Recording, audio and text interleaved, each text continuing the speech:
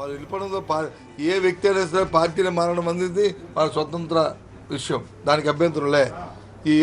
వాళ్ళకి పాలసీస్ నచ్చవచ్చు, లేకపోతే వాళ్ళ తాలూకా వ్యక్తిగత ఆలోచనలు ఉండొచ్చు, వ్యక్తిగత వ్యాపారాలు ఉండొచ్చు. కానీ వెళ్ళే ముందు ఏ పార్టీ తరఫున అయితే ఎన్నికయ్యామో ఆ పదవిని తగ్గించి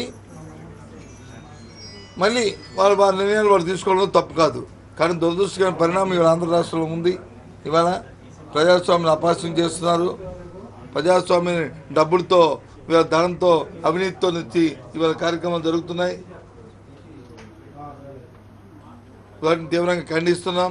అందుకే నిన్న రోజున మనం ఢిల్లీకి వెళ్తే ఢిల్లీలో పెద్దలకు చెప్తే, హోంమంత్రి చెప్తే ఆశ్చర్యపోతున్నారు, ఫైనాన్స్ మినిస్టర్ చెప్తే ఆశ్చర్యపోతున్నారు.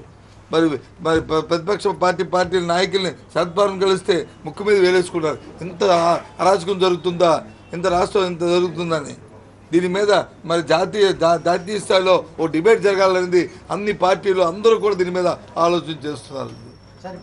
ఇటువంటి పరిస్థితి ఏదండి, అది వాళ్ళ పార్టీ ఏ పార్టీకి ఎందుకు ఉంటుందండి?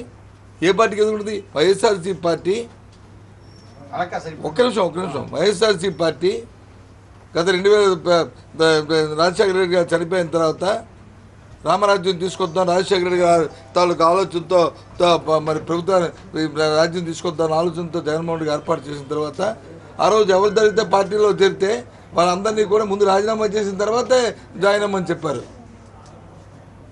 ఆ తర్వాత రాజీనామా చేశారు. 19 సీట్ల నుంచి పోటీ చేశారు. ఆ 19 మంది ఎమ్మెల్యేలు ఆయా ప్రాంతాల్లో పోటీ చేశారు.